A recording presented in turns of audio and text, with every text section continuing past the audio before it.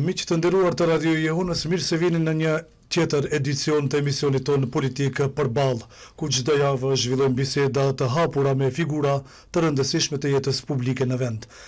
Sonte kemi kënaqësinë të presim në studio një personalitet që vjen me përvojë të dyfisht si profesor universitar dhe tani si funksionar shtetëror. Ajo është profesor doktor Astrid Hiseni, zëvendës ministër aktual për punët e brendshme dhe një nga zërat më të spikatur të koalicionit Vlen.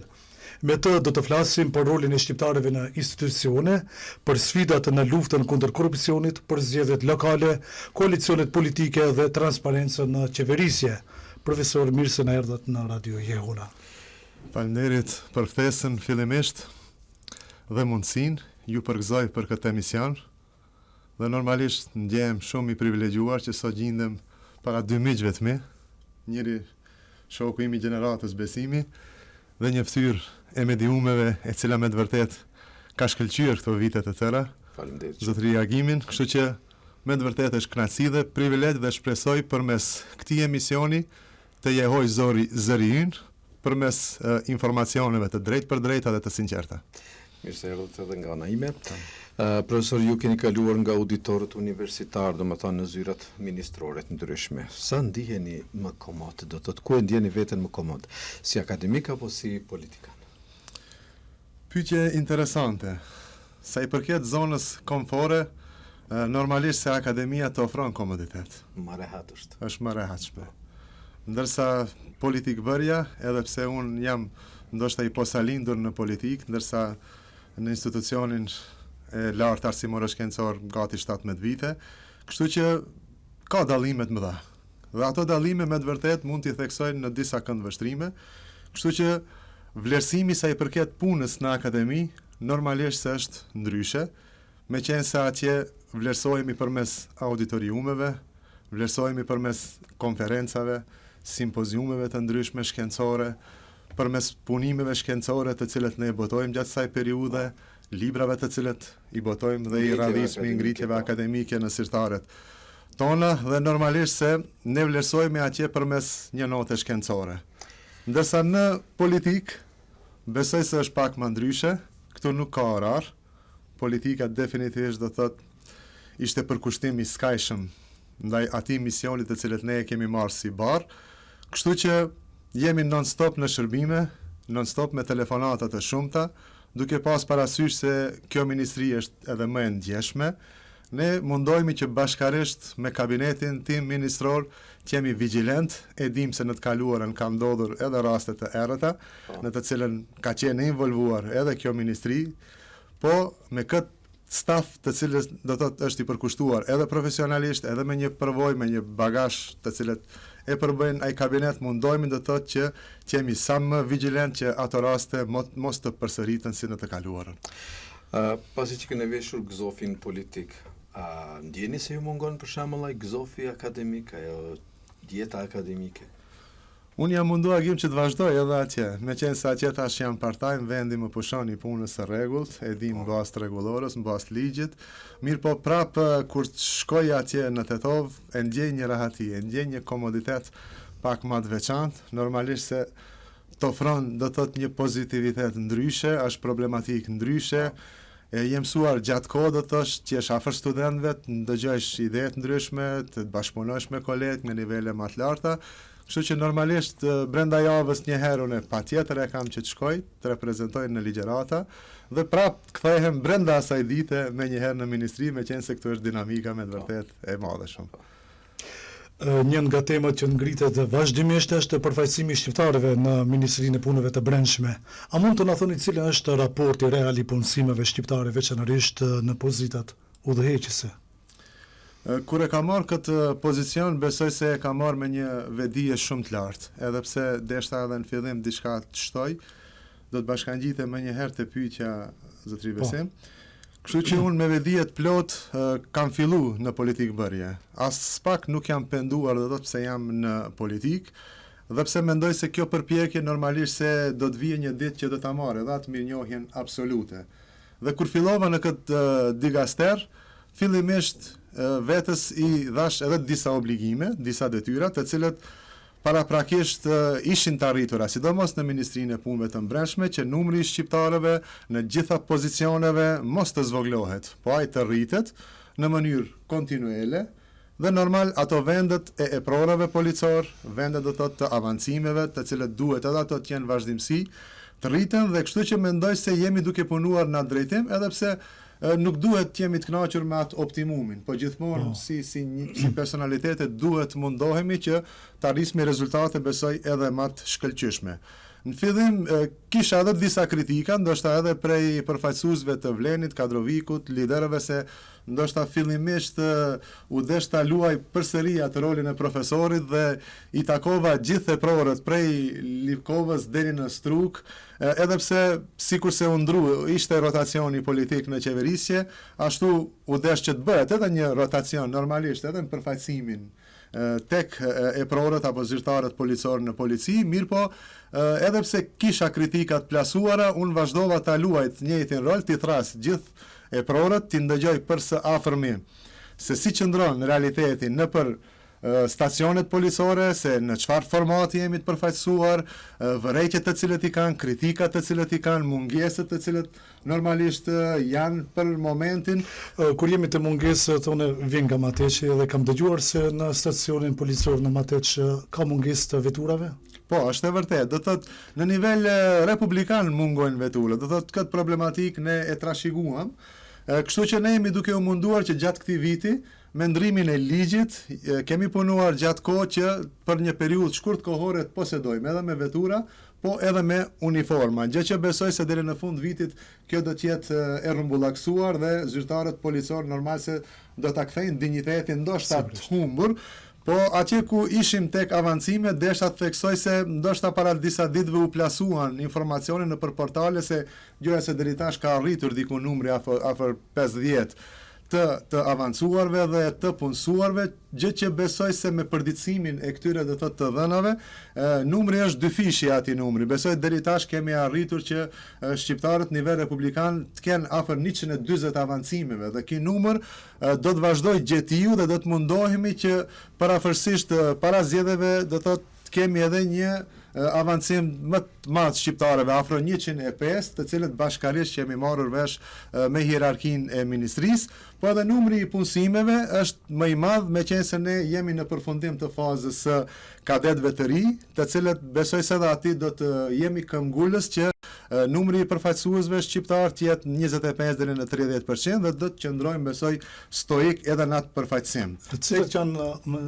falni për ndërtorin, cilët janë hapat konkrete për të që do të ndërmerrni për të përmirësuar këtë përfaqësim në mënyrë adekuate? Do thotë bashkëpunimi deri tash në hierarkinë e ministrisë është besoj të një niveli të mirë, mos them të shkëlqyeshëm.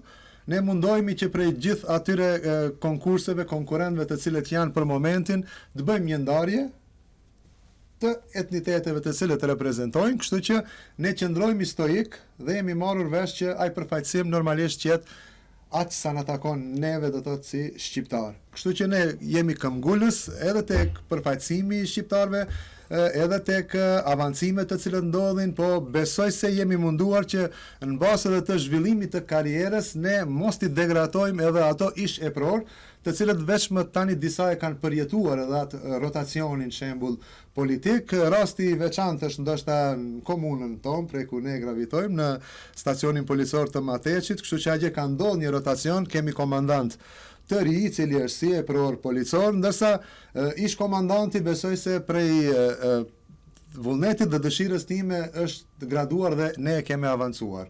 Edhe pse edhe këtu ndoshta kemi pas përplasje, po unë kam vendosur që ta gradoj, ta avancoj për hir të korreksisë të cilën normalisht e kanë treguar edhe ato më parë. Kështu që ajo është avancuar, ka një do të thotë shkallë më të lartë polici dhe qëllimi, intenca ime në atë prapë po them thojza në rolin e profesorit të cilën e veproj, ta avancoj normalisht dhe mos t'ja ulmi dinjitetin dhe vullnetin e punës policëve shqiptar. Kështu që sa i përket edhe ligjit të policisë dhe ligjit të punëve brendshme është një ekskluzivitet të cilën mendoj të ta shpalosi për herë të parë në këtë emision.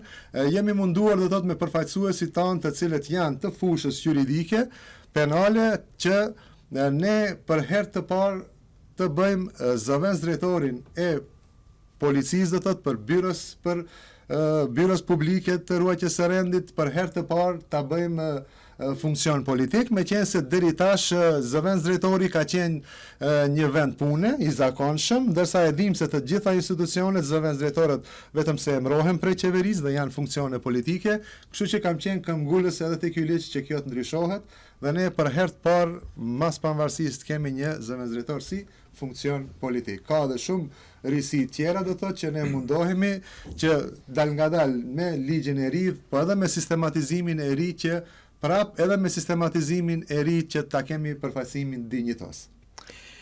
Maqedonia si zakonisht në për anglista të ndryshme do thotë më shumë ti kur angohet do thotë është për korrupsionin.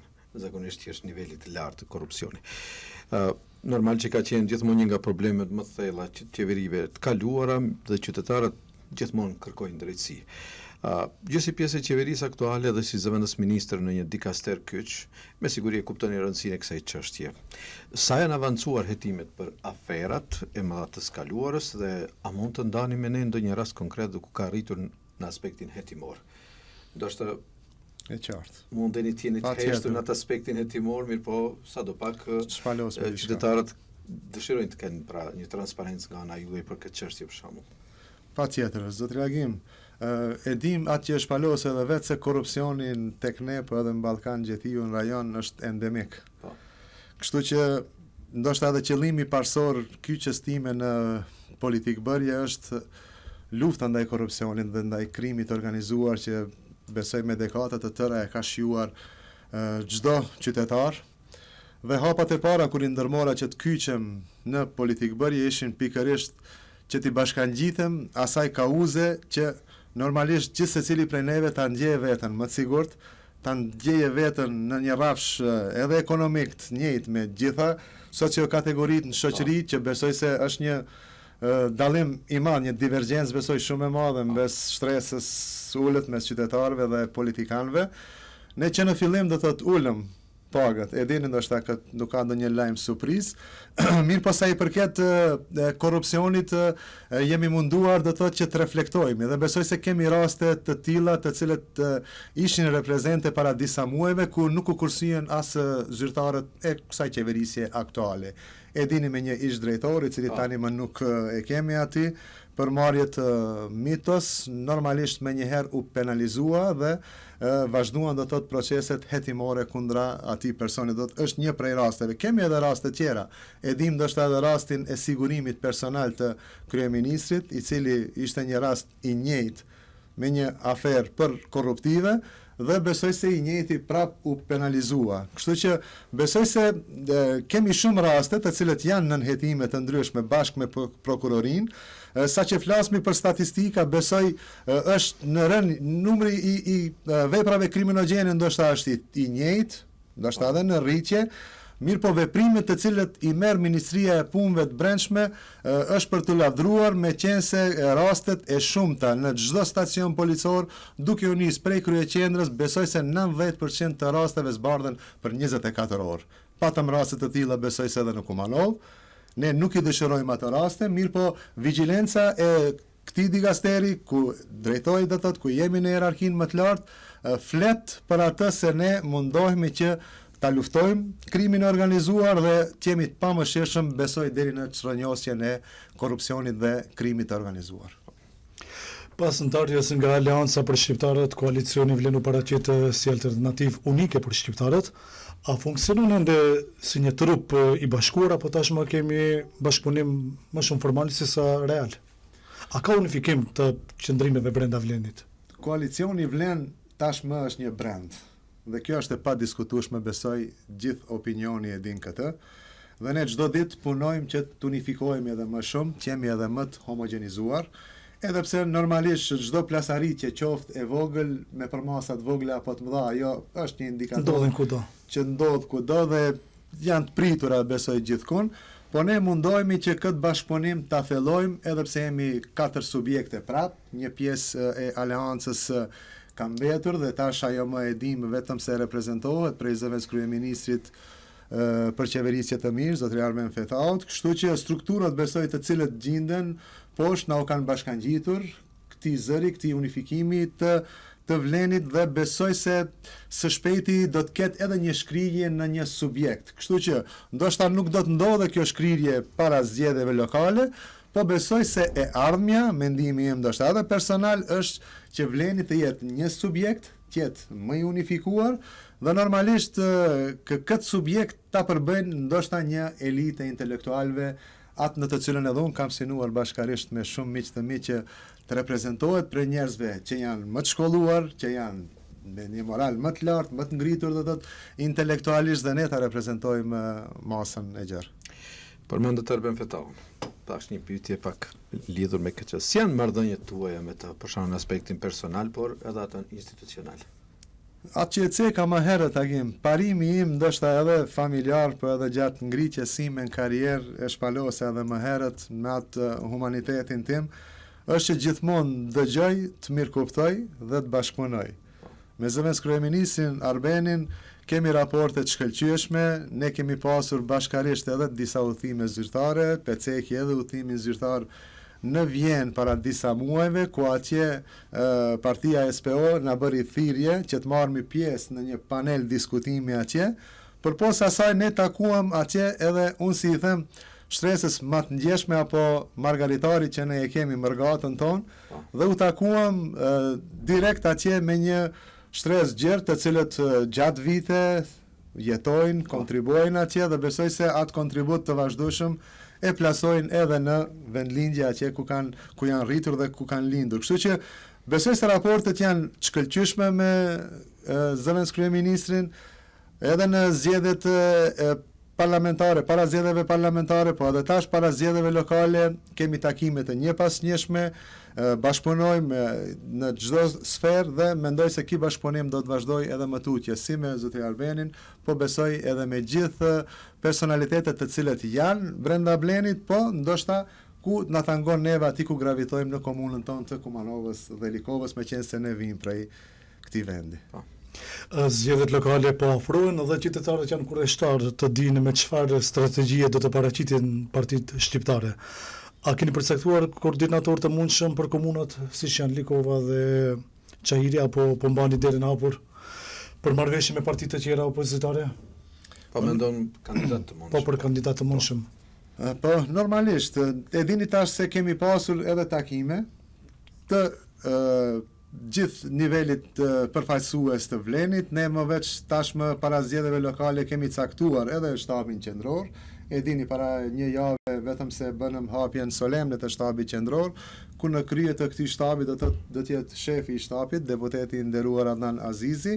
Bashkarisht jemi munduar që t'i caktojmë edhe departamentet, siç janë departamenti i sigurisë, departamenti i mërgatës, dhe Vleni është i hapur për çdo parti, besoj, edhe ato parti të cilët janë parti më të vogla, po akoma nuk i kemi caktuar. Ne mendojmë se duhet shkojmë përmes sondazheve, kështu që ka edhe disa ide që këto sondazhe t'jenë reprezent, pse jo edhe liderët, në ato zona ku gravitojnë, nëpërmjet sondazheve ti kalkulojmë përmes liderëve edhe përmes kandidatëve të mundshëm për kryetar të komunave.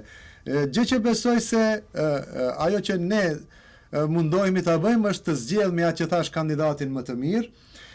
Vleni është munduar atë që potencova edhe para zgjedhjeve parlamentare që të ketë një elitë intelektuale më të shkolluar, por edhe të reprezentohet prej mërgatës, gjë që mund të flas ndoshta edhe në cilësinë e koordinatorit të lëvizjes. Atë desha ta potencoj, unë mund të flas prej atij subjekti në të cilën unë vi, jam koordinator i lëvizjes demokratike për Kumanov dhe mund të flas për Kumanov dhe Likov pak më lehshëm. Ne jemi mundu që t'i japim përparësi intelektit prej mërgatës, njerëzve të cilët takimet e para me mërgatën i realizuan atje. Unë dua ta potencoj një emër përpos do të thotë Arben Fetajt, i cili ishte këtu, dha kontribut, e la mërgatën, ju bashkangjit kauzës kombëtare. E kemi edhe një emër tjetër, bëhet fjalë për Mustafa Veselin, i cili tashmë është vetëm se një kandidat potencial për kryetar të komunës së Likovës, i cili besoj se ka ide, ka vizion, është përfaqësues institucioneve relevante në Zvicër, vjen prej komunës së Likovës, një ashtu është një kandidat i cili ka edhe një background, ka një karrierë edhe universitare, është edhe ligjerues në Universitetin Nën Tereza në Shkup, kështu që unë mendoj se duhet të zgjedhim kandidatët më të mirë, kandidatët të cilët kanë potencial, kandidatët të cilët kanë projekte, kandidatët të cilët do të thithin përpos të mirave materiale, gjë që deri tash ne prej Mërgatës kemi thithur ndoshta më shumë vetëm investimet, mira materiale, është koha që ta thithmi edhe trurin, inteligjencën e Mërgatës. Para se të shkojmë me një pyetje që ka lidhje me pozitën e Vlenit në ekzekutiv, do t'i ndërlidhëm një pyetjes që Besimi. Cilat janë pritshmëritë e Vlenit, rezultatet? A mund parafërsisht çfarë mendoni për shembull që në zgjedhjet lokale, si do t'ja dilni për shembull me rezultat? A keni sondazhe? Është herët, po punohet në drejtim agim. Tash nuk është e paqetërsueshme, ne e kemi atë koncept që tjetë patjetër i antarësuar në subjektin politik të Vlenit. Harrova ta theksoj se bashkëpunimi përpos me subjekte të cilët janë brenda Vlenit, normal ne jemi të hapur edhe për subjekte tjera politike, por një ashtu jemi të hapur edhe për personalitetet të cilët ndoshta asnjëherë politikisht nuk kanë qenë të involvuar, siç është rasti me biznismenët ndryshëm të cilët menaxhojnë në mënyrë shkëlqyeshme, pastaj aktivistë ndryshëm të cilët veprojnë nëpër shoqata jo qeveritare, kështu që kemi një mundësi besoj më të hapur se sa bloku tjetër opozitar, i cili mendoj se edhe atje nuk kanë një konsolidim sa i përket pritshmërive për zgjedhjeve lokale, sepse ka rrëmuj të shumt. Besoj tek ne përpos sondazheve, ne e kemi edhe këtë plan që pritshmëritë të jenë më të mëdha dhe përmes këtij sondazhit morin pjesë edhe këto personalitete. Kështu që punojmë, jemi 24 orë në terren, mundohemi do të thotë përmes këtyre avancimeve, përmes punësimeve, të cilët me të vërtetë është një pritshmëri shumë e madhe nga elektorati, nga populli, të cilën besoj se ato numra veç i keni ju si njohuri. Kemi filluar me punësime të reja, planifikohet dikun parafërsisht afër 2500 punësimeve dhe 800 avancimeve të shqiptarëve, kështu që unë besoj se me këtë strategji, pastaj me hapjen e mundësive edhe të shoqatave të ndryshme jo qeveritare, rinis të involvohet më shumë në për këto projekte dhe mos presin që kjo rini normalisht zhgënjehet ashtu siç e dim në të ardhmen dhe ta kërkojë shembull fatin e jetës së vet në vendet të huaja. Vleni tashmë është pjesë e qeverisë dhe ju mbani një post të rëndësishëm, mirë po. A jeni të kënaqur me peshën që keni brenda ekzekutivit dhe përveç Ministrisë Punëve të Brendshme, në cilat fushë tjera keni arritur të ndikoni pozitivisht në jetën e qytetarëve shqiptar? Unë mendoj se luftojmë për më shumë dhe asnjëherë nuk është e mjaftueshme. Atë që ceka më herët nuk duhet të jemi të kënaqur edhe me atë optimumin të cilën deri tash e kemi, po besoj se duhet punohet shumë që të arrisim peshën përpos në ekzekutiv, neve na duhet të arrismi peshën besoj edhe në legislativ, duhet të arrismi peshën edhe në gjyqësor, ku besoj se atje akoma ballafaqohemi me raste të tilla që besueshmëria, problematika më e madhe dhe besueshmëria e dim do të thotë në aspekt besueshmërisë qëndron në një nivel shumë të ulët, që edhe atje të ketë rotacione, të ketë ndryshime. Dhe përpos gjyqësorit normalisht ne presmi që të avancohet një shtresë, do thotë e cila shtresë normalisht asnjëherë nuk është prekur, asnjëherë nuk është ftuar. Ato janë intelektualet e mirëfillt, të cilët unë mendoj se kanë qenë të heshtur periudhë gjatë kohore, atë që thash kanë ndenjur në një zonë komfore, nuk janë bashkangjitur, ndoshta ndonjëherë vetëm se me komente, me kritika, unë besoj se nuk mjafton ashtu. Gjithsecili që ka ide, gjithsecili që ka projekte, duhet t'i bashkangjitet. Ne jemi të kënaqur për momentin. Normal, është një optimum, është një mesatare, duhet mundohemi për më shumë. Besoj se në çdo digaster ne kemi punësime, kemi avancime dhe do ta ngrismi zërin normal që kemi do të përfaqësim adekuat, besoj se në çdo digaster. Një çështje që shpesh ngrihet është edhe transparenca e financimit të fushatës zgjedhore. A jeni të gatshëm që në zgjedhjet e ardhshme të publikoni burimet e financimit dhe të rritni llogaridhënien ndaj qytetarëve? Besim ndoshta është qesharake punë prapë po kthehem në retrospektiv. Zgjedhjet parlamentare që kaluan, ne filluam me vetë financim, themi të drejtën. kështu që ne kemi edhe shkrime për ata, kemi mbajtur edhe shënime se kush ka qenë investues, se kush ka dhënë financa që ne ta arrismi atë rrimë këmbjen shembull si një subjekt i ri dhe kështu që besoj se ne paraprakisht i kemi paralajmëruar edhe liderët, shembull unë vi prej lëvizjes demokratike dhe me zotrim Mexhitin i cili kur filloi herët e para të gravitoi dhe të vije këtu të na vizitoi i tha mos u brengos për atë pjesë. Jo që ne kemi financa, po ishte një frym e re e ndryshimit, ishte një vullnet shumë i madh për ndryshim. Dhe ne absolutisht edhe nuk jemi brengosur shumë në aspektin financiar, edhe pse e dim se të mirat materiale, financët janë kruciale ndonjëherë, po edhe për zgjedhjet. Sidomos kur ishte euforia në fillimet e... Sidomos në eufori. Mirë po, besoni sinqerisht, ne me mjete vetanake jemi munduar gjithë secilit të japmi një kontribut edhe për mirëmbajtjen e shtabeve dhe për mirëmbajtjen e selive, po edhe për gjitha harxhimet, do thotë që ishin të nevojshme gjatë kampanjës, ti menaxhojmë vetë, kështu që i kemi liruar, besoj, edhe liderët e Vlenit, ndërsa tash normalisht se do të kemi një plan ndryshe, do të kemi një strategji ndryshe, jemi pjesë, besoj, e qeverisjes, po unë shpesh e them, nuk është gjithmonë duke u nisur prej karrierës time, prej aktiviteteve të cilët deri tash i kam ushtruar, nuk është gjithçka them te kushtet, nuk është gjithçka te materiali. Sepse ne presmi vetëm se me aspektin material të krijojmë kushte edhe të arrismë rezultate. Unë besoj se edhe në politikë, ndonjëherë ndoshta edhe me financa gjysmake, po me punë konkrete, me vepra konkrete të arrijmë në rezultate shkëlqyeshme. Sigurisht. Njështu një debat i fundit është edhe propozimi nga ana e VMRO-s për të kaluar në një njësi të vetme zgjedhore. Disa analistë quajnë këtë të dëmshme për shqiptarët sepse partitë shqiptare nuk kanë kapacitet real për ta kontrolluar procesin zgjedhor në njësi 3 dhe 4, cilët janë më të ndjeshme. Cili është qëndrimi juaj për këtë ide dhe si e shihni efektin e saj në përfaqësimin politik të shqiptarëve? Në bazë të analizave në të cilët ne i kemi në departamentin tonë, zakonisht hulumtuesit të shkencave politike miren më shumë me këtë çështje apo personat të cilët i njohin janë penalistë të shkëlqyeshëm, e njohin ligjet, i njohin shumë më mirë. Besoj se në atë pikë për momentin ka pasur debate, kemi diskutuar gjatë, mirë po për momentin në bazë të sugjerimeve, rekomandive të cilët na i kanë dhënë ky grup i hulumtuesve të shkencave politike, mendoj se neve si shqiptar kjo pikë nuk na konvenon.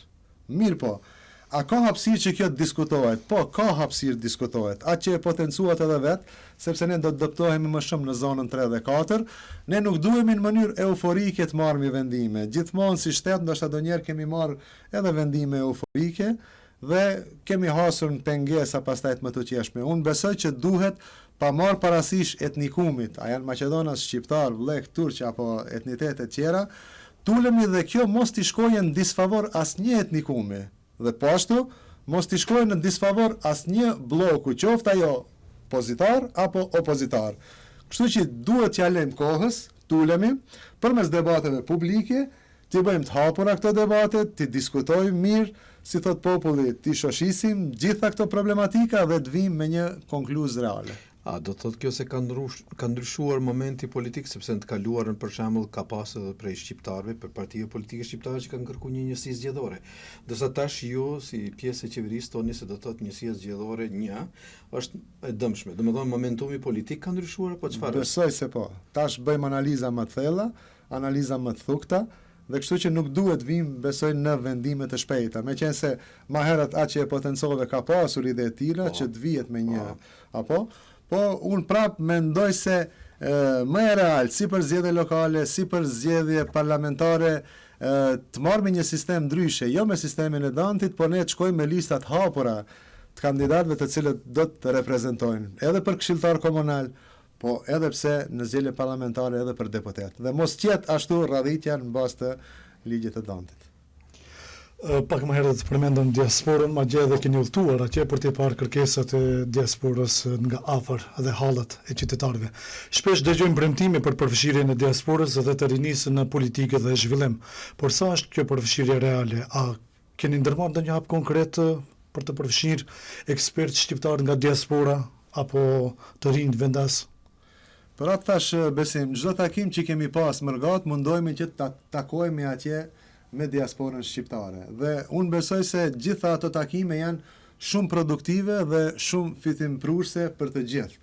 Aqë është një pjesë e gjerë besoj e intelektit shqiptar, e dim për arsye apo të ndryshme edhe kanë migruar, jo gjithë se cili ka shkuën për nevoja ekonomike, ne e dim se kemi mërgate cila që jeton edhe për shkaqe politike apo, të cilët kanë qenë tëri më këmbër besoj në një periudhë tërët kohore, Agimi besoj se i din shumë më mirë ato kohrat e erta, demonstratat e 81-shit dhe gjithçka ka përjetuar populli jon.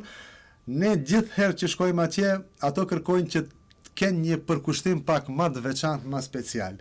Në rastin e Vjenës, të cilën e potencova ta ndaj bashkarisht me juve, atje ishin disa veprimtarë të cilët kishin dhënë shumë çka, edhe në aspektin material, por edhe në gjitha fushët tjera për çështjen kombëtare, si në Maqedoni, si në Kosovë, Preshev dhe gjithandej, dhe ankesa e tyre e vetme ishte se a thua pse një herë përfaqësuesit tonë shqiptar nuk kanë kërkuar ndonjë shpërblim diçka të madh, po ti japin një falënderim në një formë të një mirënjohje, apo ti takojnë sa më shpesh, apo ti thrasin, e lere më se të thirin dhe ato sot jenë pjesë e ekzekutivit apo pjesë e legislativit dhe ato bashkarisht ai truri i cili mungon edhe i cili gjatë kohë ka investuar edhe në mërgat besoj, sot na ndihmojnë neve në këtë qeverisje dhe ne si shqiptar normalisht të reprezentojmë besoj se shumë më mirë. Kështu që unë i ceka, i kemi dy emra të cilët i kemi përfaqësues. Do të thotë ka kuadër dhe besoni se të shkollohen. Po, të shkollohen në mërgat,